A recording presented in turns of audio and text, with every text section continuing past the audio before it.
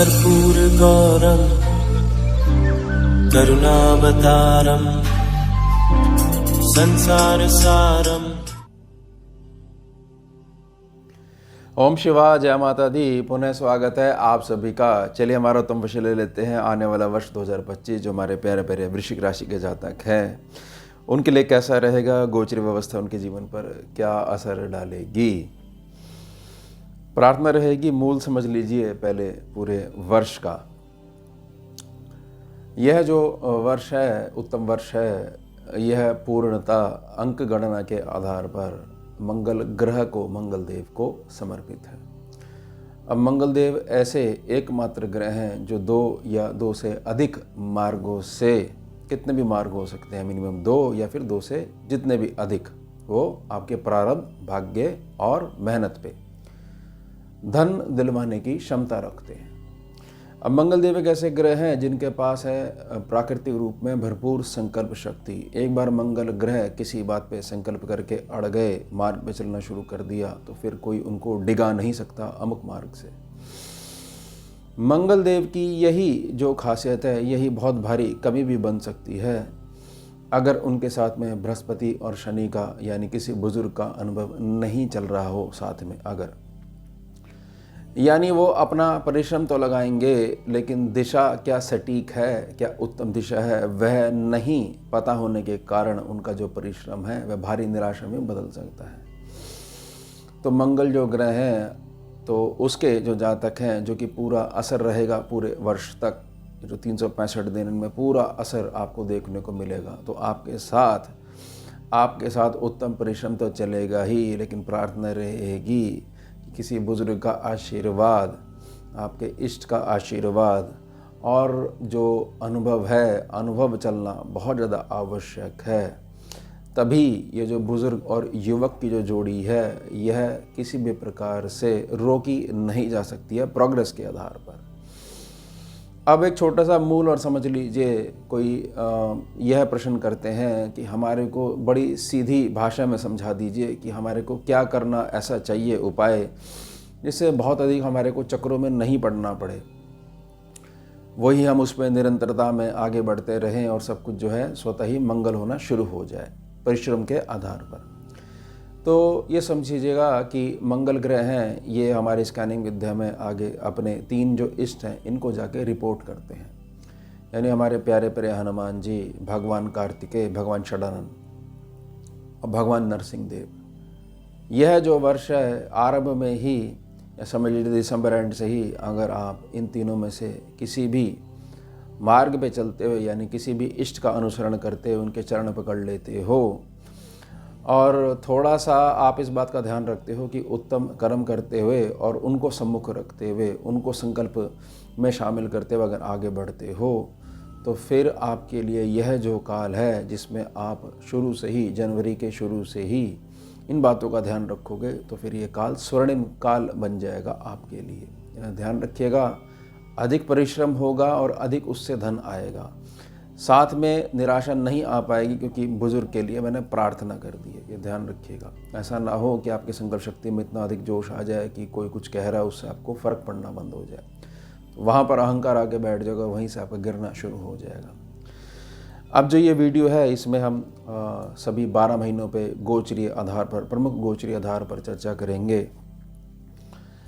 और जो गोचरीय आधार है, अगर उससे थोड़ा बहुत भी नकारात्मक ऊर्जा का प्रभाव देखने को मिलता है तो हर महीने का एक विशिष्ट उपाय जो कि मंगल देव को ही ध्यान में रखकर इसमें शामिल करा गया है उपायों की लिस्ट में, वह आपको दिया जाएगा। अगर मात्र आप हर महीने उपाय ही करते रहोगे, एक महीने का उपाय है, हर 30 दिन का एक उपाय है, तो भी बहुत कुछ पॉजिटिविटी आपके साथ बनी ही रहेगी। चलिए प्रारंभ करते हैं वृश्चिक राशि के जातकों के लिए जनवरी 2025 कैसा रहेगा। 14 तारीख से सूर्य और 24 तारीख से बुध जनवरी मकर राशि में प्रवेश कर जाएंगे। सूर्य और बुध जो हैं जैसे ही आपके तीसरे भाव पर, मेहनत के भाव पर प्रवेश कर जाएंगे, तो अब आपकी मेहनत में उत्तम मस्तिष्क की ऊर्जा शामिल हो जाएगी। और ये बुध आदित्य योग है, ये प्रमुख राजयोगों में से एक है, लेकिन ये केवल जब तक दिमागी कसरत नहीं करोगे तब तक जागृत नहीं होता, ये अपने पूर्ण फल नहीं दे पाता है। मेहनत का काल बहुत अधिक जो है प्रभाव देगा और उसी प्रभाव के अंडर में आपका जो भाग्य है उसका विस्तार होना शुरू हो जाएगा। तो ये मूव जो है बहुत उत्तम रहेगा। 28 जनवरी से मीन राशि पर उच्च होकर गोचर करेंगे शुक्रदेव। शुक्रदेव पंचम भाव से संबंधित होंगे, शुभ त्रिकोण भाव से। आपकी जीवन में अभी तक जो एक निराशा का स्पीड ब्रेकर बार बार आ जाता था, वो सारे स्पीड ब्रेकर अब समतल कर दिए जाएंगे। अब दौड़ाओ गाड़ी, जो स्पीड लिमिट है उसके हिसाब से, और स्पीड लिमिट जो है वो इतनी है कि जो आपको बहुत तेज़ी से अपनी मंजिल तक पहुंचा देगी। शुक्र जब यहाँ पर बैठेंगे सीधा प्रभाव डालेंगे आपके सर्वलाभ स्थान पर, तो हर प्रकार से आपकी जो इनकम है और सर्वलाभ हैं, जीवन में प्रसन्नता है और विशेषता, अगर आपकी संतान है, संतान की तरफ से भी किसी भी प्रकार की कोई भी चीज़ ऐसी है कि उनके जीवन के रुकने से आपका पूरा जीवन रुक जाता है, प्रमुख घर के जो कार्य हैं वह रुके हुए हैं, आपके संतान के जीवन में वह पूर्ण होने के लिए शुभ समय आ रहा है जब शुक्रदेव 28 जनवरी से मीन राशि पर उच्च होकर गोचर करेंगे। तो जनवरी माह आपके लिए बहुत उत्तम जाने वाला है। उपाय समझ लीजिए, किसी भी गुरुवार के दिन राहु काल को ध्यान रखते हुए घर की दक्षिण दिशा में श्री राम तुलसी जी और श्री श्याम तुलसी जी स्थापित करें। देसी घी का दीपक भी जलाना होता है। तुलसी जी को बुला तो लिया, ऐसे नहीं है कि केवल पानी दे दोगे, सेवा कर दोगे। भगवती हैं, भगवती का रूप है, दीपदान भी करना पड़ता है नित्य। आगे चलते हैं फरवरी 2025। 4 फरवरी से मार्गी हो जाएंगे बृहस्पति देव। स्मरण करवा देता हूँ, 9 अक्टूबर 2024 को 119 दिनों के लिए वक्री हुए थे। बृहस्पति देव जैसे ही मार्गी हो जाएंगे, आपके जीवन में गृहस्थी से संबंधित, मासिक आय से संबंधित जो भविष्य की चिंताएं लगी हुई हैं, वर्तमान में परेशान हुए जा रहे हो, वह धीरे धीरे खत्म होनी शुरू हो जाएंगी। यह है मार्गी बृहस्पति देव का प्रभाव। ये सप्तम भाव पर अपनी चाल बदलेंगे तो आपके लिए बहुत बेनिफिट रहेगा, और इससे बहुत सारी चीज़ों को करने के लिए जो उत्तम मस्तिष्क है उसका फैलाव भी होना शुरू हो जाएगा। जो सोच ही नहीं पा रहे थे इतनी टेंशन में, ये क्या होगा, कैसे होगा, बहुत सारी चीज़ें याद नहीं रहती थी। एजुकेशन जो काल है वो किसी न किसी प्रकार से अड़चन में आपका रुक जाता था। बहुत सारे सपने ऐसे हैं, समय निकल गया था, आपको ऐसा लगता है कभी पूरे नहीं हो पाएंगे। एक बार पुनः जागृति काल जो है आना शुरू हो जाएगा 4 फरवरी से। बुध और सूर्य कुंभ राशि पर गोचर करेंगे, आपके सुख स्थान पे आ जाएंगे 11 तारीख से बुध और 12 फरवरी से सूर्य। बुध आदित्य योग पुनः आपके कर्म क्षेत्र को बल देगा। पिछले महीने इसने आपके भाग्य स्थान को बल दिया था। अब आप ये समझिएगा, कर्म क्षेत्र का फैलाव अगर होता है और जहाँ तक पुनः उसमें एक बार जुड़ जाता है तन मन धन से, तो कहीं ना कहीं अपने भौतिक जो सुख है, अपने निजी मन की प्रसन्नता है, उसकी तरफ थोड़ा ध्यान नहीं दे पाता है। प्रार्थना रहेगी ये पूरा महीना जो है कर्म क्षेत्र के विस्तार में लगवाने के लिए ग्रह प्रेरित करेंगे। तो ग्रह जो चाह रहे हैं वही ही उत्तमता होती है। अगर आप योगी नहीं हो तो ही ग्रह आपको कुछ नहीं कर पाते। फिर जो आप डिसाइड करते हो वही होता है, चेतना के स्तर के आधार पर। तो कर्म क्षेत्र का फैलाव होगा, यह महीना भी जनवरी की तरह उत्तम होगा, बल्कि उससे और अधिक बेटर जाएगा। और एक गुड न्यूज़ और है मार्गी के संबंध में, 24 फरवरी से मंगल देव मार्गी हो जाएंगे। 7 दिसंबर 2024 को 80 दिनों के लिए वक्री हो गए थे। मार्गी होते ही भाग्य का साथ मिला जनवरी में, कर्म क्षेत्र का साथ मिला फरवरी में, और साथ में ही मंगल देव हो गए मार्गी। तो ये दो से अधिक मार्गों से जो धन आना है, इसमें और अधिक बढ़ोतरी हो जाएगी। संकल्प शक्ति को 2 गुना बल प्राप्त होने लग जाएगा, ये ध्यान रखिएगा। और 28 फरवरी से कुंभ राशि पर 40 दिनों के लिए अस्त हो जाएंगे शनिदेव। शनिदेव अस्त हो जाएंगे तो आप ये समझिएगा कि आपके जो बुजुर्ग का जो अनुभव चल रहा है वह कुछ दिनों के लिए, 40 दिनों के लिए थोड़ा सा रेस्ट पे चले गए हैं। अब आपको जो उन्होंने मार्गी काल में सिखाने का प्रयास करा था, वह जो अनुभव है, जो वक्री के बाद पुनः जो मार्गी हुए थे नवंबर में 2024 में, वह जो सिखाने का प्रयास करा था, उसी अनुभव को आगे बढ़ाते हुए, संकल्प शक्ति को थोड़ा सा और अधिक बढ़ाते हुए आगे चलना है। बाकी सारी चीज़ें ठीक रहेंगी। कर्म क्षेत्र का जो फैलाव हो चुका है वो वापस रोल बैक नहीं होगा, ये ध्यान रखिएगा। उपाय समझ लीजिए, प्रत्येक मंगलवार भगवान कार्तिकेय पर 11 सफ़ेद पुष्प अर्पण करें। आगे चलते हैं मार्च 2025। 43 दिनों तक वक्री प्रभाव में रहेंगे शुक्रदेव 2 मार्च से। प्रार्थना रहेगी आगे कहीं भी इसी वीडियो में वक्री, अस्त और नीच प्रभाव अगर शुक्रदेव का आता है तो वहाँ पर यही प्रार्थना रहेगी, स्वच्छ रहिए, पवित्र रहिए, जोश की कमी नहीं आने दीजिए, समय पे जो कार्य पूरे हो सकता है उसको पूरा करिए, आसपास आपके किसी न किसी रूप में द्रव्यों की सुगंध बनी रहनी चाहिए। तो हमारे को ये जानने की आवश्यकता नहीं है कि अस्त प्रभाव में शुक्रदेव है, नीच में है, वक्री प्रभाव में है, तो नकारात्मक ऊर्जा क्या पड़ रही है। हमने परमानेंट सॉल्यूशन समझ ली है शुक्रदेव का, ये ध्यान रखिएगा। सूर्यदेव 14 मार्च से मीन राशि पर गोचर करेंगे। सूर्यदेव जैसे ही यहाँ पर आएंगे, एजुकेशन का सिस्टम जो है और आपके सर्व लाभ का जो सेक्शन है, ये दोनों आपस में कनेक्ट हो जाएंगे, यानी सूर्यदेव का प्रकाश वहाँ जाने लग जाएगा और आपके सर्व लाभ स्थान पर, सर्व आय स्थान पर आपको हर प्रकार से लाइट मिलने के कारण बेनिफिट देखने को मिलेगा। आय के माध्यम से, सर्व लाभ के माध्यम से लाभ भी होंगे और नेम और फेम भी आपके साथ चलना प्रारंभ कर देंगे। 19 मार्च से 4 दिनों के लिए अस्त प्रभाव में रहेंगे शुक्रदेव। वही रेमेडी याद रखिएगा जो शुरू में प्रार्थना करी गई है।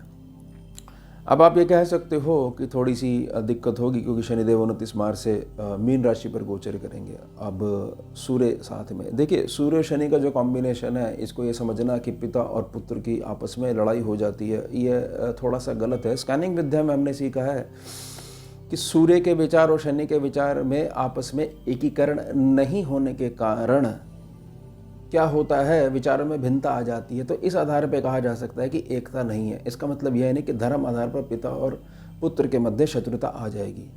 शनि छोटे हैं, अगर शनि यहाँ पर यह ध्यान रखेंगे, शनि यानी कि आप ये ध्यान रखोगे कि मेरे बुजुर्ग हैं और मेरे बुजुर्ग के कारण ही मैं यहाँ तक पहुँचा हूँ, और आज कोई चीज़ है उसके लिए कुछ मना कर रहे हैं तो मेरे पास प्रार्थना का जरिया है, मैं उनको मनाऊंगा और उनका आशीर्वाद लूँगा। अगर इसको लेके चलोगे तो सूर्य शनि का जो कॉम्बिनेशन है, फिर ये जोड़ी तोड़ी नहीं जा सकती है। ये ध्यान रखिए, क्योंकि मैंने शुरू में प्रार्थना कर दी है कि आपके साथ पूरे वर्ष किसी न किसी बुजुर्ग का अनुभव साथ में चलना चाहिए। इसका मतलब यह नहीं है कि बुजुर्ग की आप अप्रसन्नता को साथ में लेके चलने लग जाओ। ये ध्यान रखिएगा, उनकी प्रसन्नता ही उनका आशीर्वाद होती है, बाकी कोई दिक्कत नहीं आएगी। ये मिथ्या है, सूर्य शनि साथ में बैठ गए बिगड़ जाएगी बात। आप निभाने वाले बनो, नियत है आपकी निभाने वाली, कैसे मर्जी ग्रह बैठ जाए कुछ नहीं होने वाला। संकल्प शक्ति होनी चाहिए इंसान के अंदर। उपाय समझ लीजिए, श्री हनुमान जी के 12 नाम नित्य दिन में 10 बजे और दोपहर 4 बजे 11 बार पढ़ा करें। यह जो काल है ना 10 बजे और 4 बजे, स्कैनिंग विद्या में हमने निकाला था, इस समय मंगलदेव की ऊर्जा बड़ी फाइन आती है। तो हनुमान जी के जो 12 नाम हैं, ये उत्तम लक्ष्मी भी देते हैं, रक्षा भी करते हैं और खूब सारा आशीर्वाद भी आपका देते हैं। टेढ़े बृहस्पति देव को भी सीधा कर देते हैं हनुमान जी के 12 नाम। तो 12 नाम आपने पढ़े ही हो गए एक बारी, पुनः 12 नाम पढ़े हो गए 2, ऐसे करते हुए 11 बार 10 बजे और 4 बजे। ये बहुत इंपॉर्टेंट उपाय है।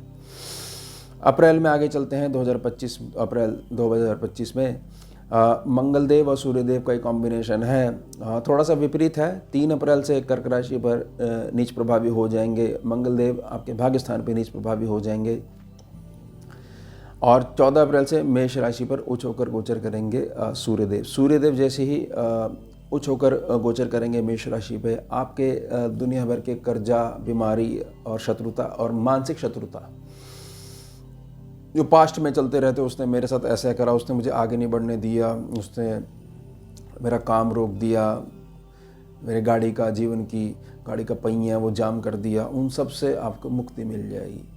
अब जो 3 तारीख से जो मंगलदेव कर्क राशि में नीच प्रभावी होकर गोचर करेंगे, तो ये समझिएगा नीच प्रभावी का अर्थ ही है स्कैनिंग विद्या की पावर आधी रह गई है। मंगल यानी संकल्प की पावर आधी रह गई है, तो पुनरावृत्ति की आवश्यकता होगी। यही समय होगा जब बुजुर्ग का अनुभव आपके काम आएगा कि धूप छाँव सुख दुख की तरह चलती ही रहती है, ये जीवन के अभिन्न अंग हैं।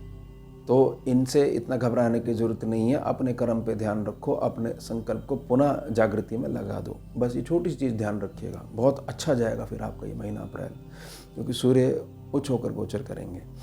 उपाय समझ लीजिए, प्रत्येक मंगलवार दिन में ठीक 10 बजे सिंदूर वाले हनुमान जी पर सिंदूर अर्पण करें। आगे चलते हैं मई 2025। वृष राशि पे गोचर करेंगे सूर्यदेव 14 मई से। ये समझ लीजिए वृष राशि पे आते ही जो गृहस्थी सुख है वह थोड़ा सा प्रभावित होने लग जाएगा। यहाँ पर वही प्रार्थना रहेगी। हमेशा मैं एक ही चीज़ कहता हूँ कि नीयत आदमी की कैसी है, अगर निभाने वाला है गृहस्थी को, वह हर हाल में निभाएगा, वह कंप्लेंट नहीं करता है, एडजस्ट करता है, यही है गुण। लेकिन उत्तम जो लाभ मिलेगा वह पूरी कुंडली को मिलेगा, सभी ग्रहों को मिलेगा, क्योंकि सूर्यदेव आत्मा है और सूर्यदेव के ही सारे चक्कर लगाते हैं। ये ध्यान रखिएगा, सूर्यदेव से ही ताकत प्राप्त करते हैं, चाहे बेशक उनके विरोध में खड़े हों, चाहे साथ में ये बताएं कि हम आ गए आपको बचाने, हम आपके मित्र स्वभाव में, ताकत उन्हीं से आती है। सूर्यदेव का मूव हमेशा बहुत ज़्यादा इंपॉर्टेंट होता है। तो आपकी उत्तम बुद्धि जो है उसका बहुत अधिक विस्तार होगा, ओवरऑल पर्सनैलिटी का बहुत अधिक विस्तार होगा, क्योंकि सूर्यदेव की सीधी दृष्टि पड़ेगी 8 नंबर पे, पहले स्थान पे आपके। और 14 मई से मिथुन राशि पर गोचर करेंगे बृहस्पति देव। बृहस्पति देव जहाँ बैठते हैं वहाँ पर भार डालते हैं, और जहाँ पर सीधी दृष्टि से देखते हैं वहाँ पर अमंगल नहीं होता है। सीधी दृष्टि पड़ेगी 9 नंबर जहाँ धनु राशि लिखी है वहाँ पर, यानी कि धन भाव जो है वहाँ पर अमंगल नहीं होने देंगे। और जहाँ बैठते हैं वहाँ भार डालते हैं, यानी जो लंबी चलने वाली बीमारी है, जो अंधकार में भविष्य आप देखते हो कि अभी ही कुछ नहीं है तो आगे क्या होगा, आगे क्या होगा, आगे क्या होगा, वो सारी चिंताएं मिटा देंगे जैसे ही मिथुन राशि पाएंगे। ध्यान रखिएगा, भार है इनमें, बहुत अधिक भार है। और विशेषता जो मंगलदेव की परेशानी है स्कैनिंग विद्या में, उसको अपनी ओर खींच के न्यूट्रल कर देते हैं, मंगलदेव को मुक्त कर देते हैं। समझ जाइएगा, जो भौतिकता है उसमें आने वाली परेशानियों को हमेशा बृहस्पति देव अपनी तरफ खींचते हैं हमारी स्कैनिंग विद्या में। बड़ा मूव है राहु और केतु का, आगे बढ़ेंगे। आगे बढ़ने का मतलब है ये पीछे आते हैं, एक स्टेप पीछे आते हैं।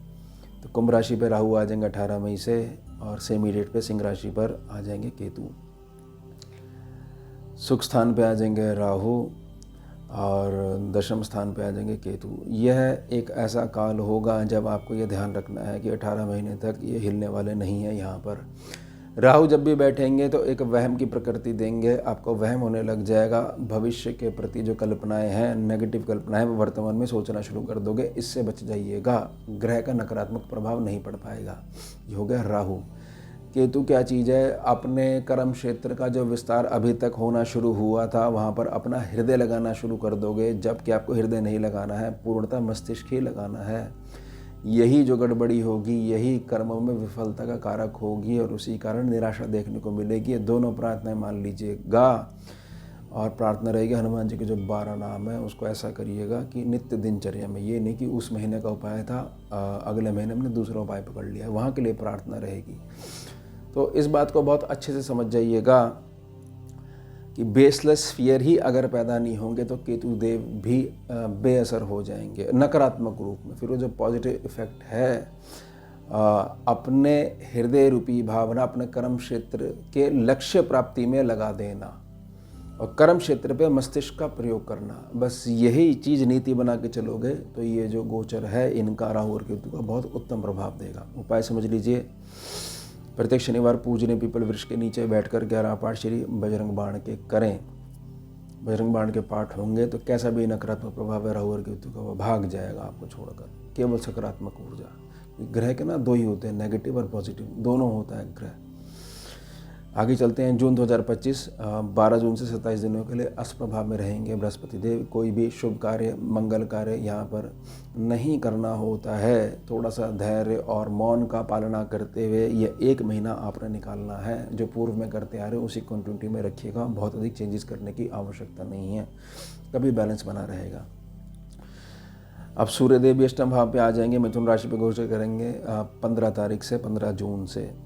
सूर्यदेव का जो ये मूव है वह क्या करेंगे, बृहस्पति देव के साथ मिलकर बहुत ज़्यादा आपके जीवन में पॉजिटिविटी लेके आएंगे। और जो प्रकाश नहीं मिल पा रहा था आपके वाणी स्थान को, धन स्थान को, वाणी में जो शक्ति नहीं आ पा रही थी उसको शक्ति मिलेगी और उसके आधार पर धन आना शुरू हो जाएगा। यानी धन की जो ऊर्जा है उसको प्रकाश दिखना शुरू हो जाएगा और भविष्य आपका उत्तम बना ही रहेगा। ये ध्यान रखिएगा। इस आधार पर, वर्तमान कर्मों के आधार पर उपाय समझ लीजिए। जून 2025 का प्रत्येक मंगलवार रात्रि उत्तर दिशा की तरफ मुख करके शिवलिंग पर देशी घी का दीपक अर्पण करें। आगे चलते हैं। जुलाई 2025 138 दिनों के लिए वक्री प्रभावी रहेंगे शनिदेव।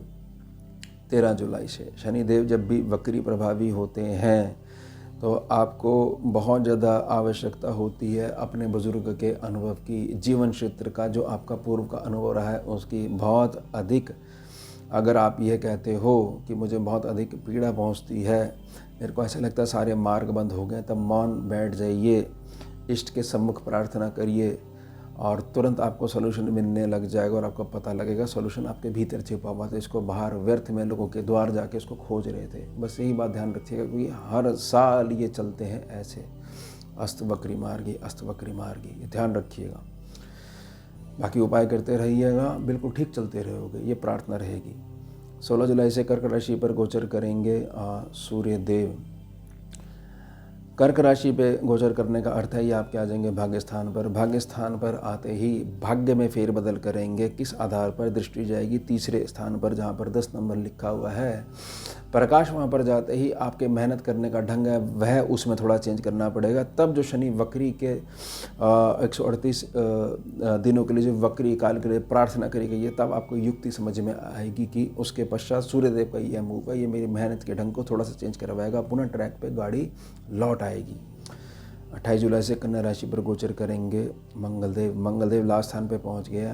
भर के लाभ आएगा 2 या 2 से अधिक मार्गों से, जिसमें कि आपके जीवन क्षेत्र का अनुभव, पूर्व में करी गई पढ़ाई और आपकी प्रथम संतान का उत्तम भाग्य के आधार पर भी आपका लाभ और आय बने ही रहेंगे। ध्यान रखिएगा, ये फेरबदल वाला महीना है, लेकिन फेरबदल आपके पक्ष में होगी। उपाय समझ लीजिए, प्रत्येक मंगलवार सिंदूर वाले हनुमान जी पर 11 तुलसी दल अर्पण करते हुए उनके सीधे चरण से तिलक अपने माथे पर लगाएं। आगे चलते हैं। अगस्त 2025 सूर्य और बुध का मूव होगा सिंह राशि पर। 17 तारीख से सूर्य और 30 अगस्त से बुध आ जाएंगे। सूर्य और बुध का जो कॉम्बिनेशन है यह बनेगा आपके कर्म क्षेत्र पर। सूर्यदेव जिस सेक्शन पे बैठते उसको थोड़ा सा बर्न भी करते हैं, थोड़ा सा आपको लगेगा कि ये मूव ठीक नहीं है, लेकिन साथ में ही 30 तारीख को जब बुध आ जाएंगे साथ में, बुध एक एनर्जी एब्जॉर्बर है। एक्स्ट्रा हीट जो सूर्यदेव की है उसको अपने अंदर एब्जॉर्ब करते हुए आपका जो सेक्शन है कर्म क्षेत्र जो है इसको सिक्योर कर देंगे। आपको ऐसा लगेगा कि कर्म क्षेत्र एक प्रकार से किसी न किसी दिन ऐसा होगा कि बिल्कुल बंद हो जाएगा, लेकिन महीने के एंड में जैसे बुध देव का मूव होगा तो आपको बड़ी निश्चिंता हो जाएगी कि वह काल था। क्योंकि देखिए सम्मुख ना वो आ गए हैं, राहु देव आ गए, तो बेसलेस फियर दिए जाएंगे। आपको एक निरंतर परिश्रम करना पड़ेगा उससे बाहर आने के लिए, लेकिन अपनी अंतर जागृति कहीं पे अपने इष्ट के चरणों में अगर आपने स्थापित कर रखी है तो आपके पास समय ही नहीं है देखने का कि बेसलेस फियर आ भी रहा है या नहीं आ रहा है। ये ध्यान रखिएगा। इसलिए मैंने शुरू में ही प्रार्थना कर दी कि जो इष्ट उनके चरण पकड़ लीजिएगा, जहाँ मंगलदेव जिनको रिपोर्ट करते हैं, और बहुत उत्तम जाएगा फिर आपका ये वर्ष। उपाय समझ लीजिए, अगस्त का प्रत्येक मंगलवार 21 पान के पत्तों पर हनुमान जी वाले सिंदूर से राम नाम लिखकर तोरण बनाकर सिंदूर वाले हनुमान जी पर अर्पण करें। आगे चलते हैं। सितंबर 2025 यह भी है महीना सूर्य और बुध का, क्योंकि सूर्य और बुध जो है कन्या राशि पर आ जाएंगे, एक साथ आ जाएंगे, और कन्या राशि पर बुध आते ही उच्च के हो जाएंगे, यानी कि पूरी फुल पावर आ जाएगी इनके अंदर। 15 तारीख से बुध और 17 तारीख से सूर्यदेव एक साथ हो जाएंगे। इनका प्रमुख गोचर है। अब लाभ स्थान पर उच्च होकर बुध बैठे हुए हैं, सूर्यदेव वहाँ पर बैठे हुए, उनकी जोड़ी बुध आदित्य योग बनाती है। यह जो काल होगा ये सीखने का काल होगा। यह जो काल होगा आपकी जो प्रथम संतान है या आपकी जो एजुकेशन है, जो आपके जीवन क्षेत्र का अनुभव है, किसी प्रकार का जो पूर्व में जो आपका मार्ग पढ़ाई का रुक गया था, जिससे आपका अनुभव जो कंप्लीट नहीं हो पाया जीवन क्षेत्र के प्रति, वह उसकी पुनरावृत्ति हो जाएगी। कहने का अर्थ है कि यह जो काल होगा इससे आपके भाग्य की नींव है वहाँ पर प्रकाश जाना शुरू हो जाएगा। यह जो महीना सितंबर का महीना है, यहाँ पर आपका भाग्य बहुत अधिक मजबूत होकर आपका साथ देगा, लेकिन प्रार्थना यही रहेगी कि साथ में एक बुजुर्ग का अनुभव भी साथ में चलते रहना चाहिए। अपने से हम कर लेंगे, हमारे किसी की आवश्यकता नहीं है, ये मात्र अहंकार है, इससे बचेगा। बहुत अधिक प्रार्थना रहेगी। उपाय समझ लीजिए, किसी भी मंगलवार को प्रातः समय 1.25 किलो गुड़ निर्जन भूमि में दबा दें, दान हो जाएगा। जो जीव ग्रहण करेंगे उनसे आशीर्वाद मिलेगा आपको। आगे चलते हैं। अक्टूबर 2025 9 अक्टूबर से कन्या राशि पर नीच प्रभावी होकर गोचर करेंगे शुक्रदेव। वही प्रार्थना शुक्रदेव के संबंध में जो प्रारंभ में कर दी गई थी उसी को उपाय को फॉलो करिएगा। 17 अक्टूबर से तुला राशि पर नीच प्रभावी होकर गोचर करेंगे सूर्यदेव। सूर्यदेव यहाँ पर एक प्रकार से नीच प्रभावी होकर बहुत अधिक परीक्षा आपकी लेंगे कि सामाजिक रिश्तों में, पारिवारिक रिश्तों में आप कैसा परफॉर्म करते हो। अगर आप इस बात में ये नियत लेके चलोगे कि मुझे तो निभानी है, यह तो मेरी परीक्षा का काल है, तो वाणी आपकी मीठी रहेगी। अन्यथा आपकी वाणी से कई प्रकार के दोष उत्पन्न हो सकते हैं। रिश्तों के अंदर, रिश्तों के आहत में भयंकर दोष उत्पन्न हो सकते हैं। इससे अपने आप को बचा के चलिएगा और ज्ञान का अहंकार मत आने दीजिएगा। पूरी बात सुनिएगा। पूरी बात नहीं सुनने की कला जो है, इसको कला ही बोलूँगा, जिसको आपको लगता है कि भाई हमारे अंदर एक गुण है, ये ना सुनने वाली जो कला है, इस कला से कहीं भी पार नहीं पड़ सकती है। प्रार्थना मेरी रहेगी। ये ना सुनने वाली कला का मतलब है बृहस्पति और शनि अच्छे ढंग से काम नहीं कर रहे, और मंगल को इन दोनों ग्रहों का आशीर्वाद इस साल भर भर के चाहिए होगा। ध्यान रखिएगा। जहाँ आवश्यकता हो वहीं पे कल्याण करने की भावना होनी चाहिए वृश्चिक राशि के जातकों के लिए। प्रार्थना रहेगी। ये तो कंप्लेंट सेक्शन बहुत बड़ा हो जाएगा आपका। देखिए हमारे सब कुछ नहीं हुआ, कुछ पॉजिटिव नहीं होता, हमें सब ने यूज़ करा, थ्रो कर दिया। प्रार्थना रहेगी क्योंकि 18 अक्टूबर से कर्क राशि पर उच्च होकर गोचर करेंगे बृहस्पति देव।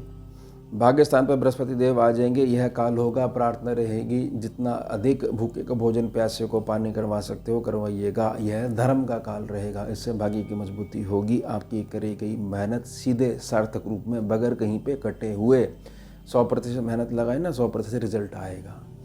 और साथ में एक संपुट लग जाए ऊर्जा का, भाग्य की वृद्धि करता रहे, तो भूखे को भोजन और प्यासे को पानी। इसके अलावा जो अच्छा समझ में आए धर्म करने का, दान करने का, वो करते रहिएगा और अधिक बढ़ोतरी होगी। मैंने तो बहुत मिनिमम छोटे से मार्ग दिखाने का प्रयास करा है। अब बुध और मंगल के संदर्भ में समझिए, बहुत इंपॉर्टेंट चीज़ है, नहीं तो आप व्यर्थ में अपनी प्रोग्रेस रोक लोगे। 24 तारीख से बुध और 27 तारीख से मंगल हो जाएंगे ऐसा वृश्चिक राशि पर। वृश्चिक राशि पड़ेगी और आपके प्रथम भाव पर लगन है आपका। बुध और मंगल एक ऐसे ग्रह हैं जिस व्यक्ति के बहुत ज़्यादा ताकतवर हो जाए और एक साथ बैठ जाए, जहाँ भाव पे बैठ जाए, उस भाव की प्राप्ति के लिए वह व्यक्ति एक प्रकार से बहुत ज़्यादा कंसंट्रेशन पावर बढ़ा लेता है। इसमें हम इसको थोड़ा सा विनोद में कह देते हैं, सन की योग है ये एक प्रकार का। सनक लग जाती है आदमी को। सन की योग का अर्थ नेगेटिव नहीं है, पॉजिटिव है कि यह व्यक्ति ने लक्ष्य साध लिए, हिलेगा नहीं। यही हिलेगा नहीं सबसे बड़ी कमी है। अगर ऐसा जातक मान लीजिए काम कर रहा है ना और लग गया उस काम में, लेकिन शारीरिक परिश्रम उसका नहीं हो पा रहा है, तो यहाँ पर बुध और मंगल के कॉम्बिनेशन से एक कृत्रिम राहु का जन्म होता है। स्कैनिंग विद्या कृत्रिम राहु को पैदा करती है। बहुत जगह ये पैदा हो जाता है। तो बुध मंगल कॉम्बिनेशन से राहु पैदा हो जाएगा। बुध प्लस राहु, मंगल प्लस राहु, यानी धन संचय दोष, जो जमा करा धन है वो तोड़ना शुरू कर देगा। और अंगारक दोष, जो बड़ी आंत है, फ्रेश नहीं हो पाओगे ढंग से, उधर के रोग लग जाएंगे। तो उपाय क्या है जब ये बुध मंगल साथ में आ जाएंगे लगन पे? उपाय यही है कि बाहर निकलिएगा, पसीना बहाइएगा, थोड़ा सा मित्रों यारों दोस्तों में जाइएगा, पशु पक्षी उनका स्पर्श करिएगा, उनकी सेवा करिएगा। किसी रूप में आपको अगर कुछ ना समझ में आए तो 3 से 4 किलोमीटर रोज़ाना पैदल चलिएगा, थोड़ा सा पसीना बहाइएगा। बुध और मंगल वाला जातक बहुत कुछ पैदा कर सकता है अगर वह थोड़ा थोड़ा एक्सरसाइज साथ में करता रहे। तो ये प्रार्थना रहेगी, ध्यान रखिएगा। उपाय समझ लीजिए, प्रत्येक मंगलवार चमेली के तेल का दीपक अपने घर के पूजा स्थान पर या व्यापार स्थान पर जलाएं। आगे चलते हैं नवंबर 2025। 1 नवंबर से मंगलदेव अस्त प्रभाव में रहेंगे। मंगलदेव 1 नवंबर से अस्त प्रभाव में रहेंगे और बड़े लंबे अस्त चलेंगे। तो प्रार्थना रहेगी, मीठी वाणी का प्रयोग करिएगा, बुजुर्ग के अनुभव को साथ में लेके चलिएगा। एक बार थोड़ा सा गो थ्रू करिएगा कि अब तक जो मेरे ये महीने गए हैं इसमें क्या क्या गलतियां मैंने करी हैं, क्या क्या सुधार के लिए मैंने परिश्रम करा है। वह अनुभव ही अस्त जब भी मंगल होता है उसमें काम आता है। मंगल अस्त होने का मतलब है कि क्या मैं कर पाऊँगा, यह प्रश्न आ जाता है। और मंगल जब जोर में होता है कि हाँ मैं यह तो कर ही लूँगा, यह देखे बगैर कि परिणाम क्या होगा, मैं इस प्रकार की स्थितियाँ को पैदा करने की क्षमता अपने अंदर रखता हूँ कि रिजल्ट मिलेगा ही मिलेगा। यह है मंगल फुल पावर। और मंगल अस्त में पता नहीं हो पाएगा नहीं हो पाएगा, कर पाऊँगा नहीं कर पाऊँगा, बस यह है अंतर्भावना। इसको चेंज किसी भी रूप में अगर कर सकते हो तो अस्त का प्रभाव, नकारात्मक प्रभाव नहीं पड़ेगा। प्रार्थना रहेगी। 11 नवंबर से 120 दिनों के लिए वक्री प्रभाव में रहेंगे बृहस्पति देव। यह जो काल है 120 दिनों का, यह जाके खुलेगा अगले साल 25 से भी अगला साल 2026 में। तब तक आपके पास बहुत अधिक समय है। आपके पितरों का आशीर्वाद आपके साथ चलना चाहिए। आपके कुल के देवी देवता हैं, उनका आशीर्वाद आपके सम्मुख चलना चाहिए। इष्ट का आशीर्वाद आपके साथ चलना चाहिए, ये ध्यान रखिएगा। प्रार्थना रहेगी, यह जो बृहस्पति देव का जो वक्री प्रभाव है, काफ़ी लंबा प्रभाव है, 120 दिन। इस समय आपके पास सॉल्यूशन छिपा हुआ होगा, लेकिन परेशान होकर उस सॉल्यूशन को बाहर द्वार पे जा के खोजोगे। आराम से घर बैठिएगा, आंखें बंद करिएगा, अपने इष्ट को पुकारिएगा, सॉल्यूशन मिल जाएगा। स्कैनिंग विद्या की कैलकुलेशंस हैं, ऐसे ही चलती है। सूर्य और शुक्र वृश्चिक राशि पर आ जाएंगे, गोचर करेंगे, लगन में आ जाएंगे 16 तारीख से सूर्य और शुक्र 26 तारीख से। सूर्य शुक्र का जो कॉम्बिनेशन होता है, ये 2 प्रभाव देता है। सबसे पहले कुंडली में जहाँ राहु बैठे हैं, अगर पॉजिटिव है उसको नेगेटिव कर देगा, यानी आपका सुख स्थान नेगेटिव हो जाएगा, जिसका सीधा असर पड़ेगा आपके कर्म क्षेत्र पर। सूर्य शुक्र जहाँ बैठेंगे वहाँ पर कृत्रिम राहु को पैदा कर देंगे, वो भी नेगेटिव। सूर्य और शुक्र के साथ क्या लग जाएगा? राहु लग जाएगा, कृत्रिम रूप में, जो दिखाई नहीं देता। केवल स्कैनिंग विद्या का पैनल ही एक ऐसा है जिस पे ये पकड़ा जा सकता है, अदरवाइज नहीं। ध्यान रखिएगा। और साधना मार्ग से बाहर निकलिए। इसकी कोई मैथमेटिकली कैलकुलेशन नहीं है कि जमा गोड़ करके इतनी चीज़ आ गई, गोचर का ये चीज़ इतना डिग्री है, ये फल निकल गया ना। ऊर्जा को रीड करना पड़ता है, देखनी पड़ती है, सामर्थ्य होनी चाहिए गुरु के आशीर्वाद से। आपके जीवन साथी के साथ अगर आपका मनमुटाव किसी भी क्षेत्र में रहता है तो समझ लीजिए सूर्य शुक्र के कॉम्बिनेशन से इफेक्ट पड़ रहा है नेगेटिव। अगर नहीं रहता है तो कोई नेगेटिव इफेक्ट नहीं पड़ रहा है, ज़्यादा सोचने की आवश्यकता नहीं है। सिर्फ उपाय पे ध्यान दीजिएगा, जो मासिक उपाय साथ में चल रहे हैं। बस एक बात समझ लीजिएगा, निभानी है, हर हाल में निभानी है, हर हाल में निभानी है। जैसे छोटा सा बच्चा होता है ना, तो अपने जीवन साथी को उसी की तरह ट्रीट करिए। कोई बात ऐसी कह दे, थोड़ा सा मुस्कुरा दीजिए, क्योंकि ये गृहस्थी है, बहुत महान आश्रम है गृहस्थी आश्रम, ये ध्यान रखिएगा। उपाय समझ लीजिए, प्रत्येक मंगलवार शिवलिंग पर श्रद्धा अनुसार शहद अर्पण करें। चलिए आगे चलते हैं। लास्ट महीना दिसंबर 2025 और ये नींव है 2026 की। ये वाला महीना बताता हूँ कैसे। 5 दिसंबर से मिथुन राशि पर गोचर करेंगे, पीछे आएंगे क्योंकि वक्री प्रभाव में हो गए हैं बृहस्पति देव। बृहस्पति देव जैसे अष्टम में आएंगे, पुनः एक जागृति दे देंगे धन के प्रति। जो थोड़ी सी मायूसी छा गई थी कि पता नहीं धन का फ्लो उतना उत्तम आ पाएगा नहीं आ पाएगा, मेरे साथ इतना बड़ा परिवार है लेकिन साथ में मेरा कोई अपना नहीं है, कोई मेरे साथ नहीं खड़ा हुआ है, मैं सही बोलने की कोशिश करता हूँ लेकिन हमेशा व्यक्ति उल्टा ही समझता है, ये कुछ प्रभाव होंगे। तो ये सारे जो प्रभाव हैं ये एकदम से दूर हो जाएंगे जैसे ही ये मिथुन राशि पर गोचर करेंगे। यह भी तब है जब आप बहुत अच्छे से उपायों की पालना नहीं करते आ रहे हो। अगर करते आ रहे हो तो बहुत अधिक नकारात्मक प्रभाव नहीं पड़ने वाला, बिल्कुल फ्री होकर घूमिएगा। 7 दिसंबर से धनु राशि पर गोचर करेंगे मंगल और 16 दिसंबर से धनु राशि पर गोचर करेंगे सूर्य और मंगल का जो कॉम्बिनेशन है ये आ जाएगा आपके धन स्थान पर और दृष्टि पड़ रही है देवगुरु बृहस्पति की। बहुत कुछ पॉजिटिव होना शुरू हो जाएगा। सूर्य और मंगल हैं गुरु शिष्य परंपरा। धन कमाने के नए नए तरीकों में आपकी उत्तम एजुकेशन चालू हो जाएगी, आइडियाज़ के थ्रू जो आपकी अंतर भावना से बाहर निकल के आएंगे। इस आधार पर कि अंदर से जुड़ना आता है या नहीं जुड़ना आता है, या इतने मेटेरियलिस्टिक तो नहीं हो गए, इतनी भौतिकता में तो नहीं जी रहे हो कि आवाज़ नहीं सुन पा रहे अपने ही मन की, अपने ही अंतर मन की।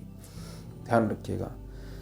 53 दिन के लिए अस्प्रभाव में रहेंगे 11 तारीख से 11 दिसंबर से शुक्रदेव, वही पालना करिएगा जो पूर्व में कह दी गई है। अब शुक्र और बुध 20 से शुक्र और बुध 29 तारीख से धनु राशि पर गोचर करेंगे। ये जो जमावड़ा है ना धनु राशि पे, धन स्थान पे बहुत सारे ग्रहों का, बहुत कुछ चीज़ें चेंज होंगी। ये दिसंबर जो महीना है, और दिसंबर महीने में जो जातक, वृश्चिक राशि का जातक जो पॉजिटिविटी निकालना चाहता है वह निकाल के ले आएगा। और यह साल भी अपना उत्तम कर लेगा उपायों के आधार पर, स्कैनिंग विद्या का अनुभव है उसके आधार पर अगले साल के लिए पुनः तैयारी अपनी कर लेगा। इस महीने में शुक्र और बुध का एक साथ होना यानी क्रिएटिविटी आ जाना जातक के जीवन में। आपके रंग ढंग चेंज होने वाले हैं दिसंबर में। व्यर्थ में मत अड़िएगा, क्योंकि समय जो होता है वह सबसे बड़ा गुरु है। समय जो है वो सबसे बड़ी औषधि है। इसी चीज़ को ध्यान में रख के चलिएगा। कभी भी किसी की भी बात नहीं समझ में आती है तो वृश्चिक राशि का जातक जो है उसको यह चीज़ समझनी चाहिए कि आज नहीं समझ में आई है तो कल मैं पुनः प्रयास करूंगा। बस यह फॉर्मूला याद रख लोगे और झिटकोगे नहीं सम्मुख व्यक्ति की बातों को, आपका कल्याण होना अटल है। ध्यान रखिएगा। उपाय समझ लीजिए, प्रत्येक मंगलवार 1.25 किलो गुड़ भारतीय देशी गौ माता के में गौशाला में दान करें। महादेव के चरणों में प्रार्थना रहेगी वर्ष 2025 आपके लिए उत्तम हो, सर्व लाभ आपको प्राप्त हो, सर्व सुख आपके ऊपर बने ही रहे आशीर्वाद के रूप में। तो ये हो गया हमारा उत्तम विषय। मिलते हैं आपसे अगले भाग में नए विषय के साथ। जुड़िए और जोड़िए। ओम शिवा, जय माता। भुजगेन्द्रहारं कर्पूरगौरं करुणावतारं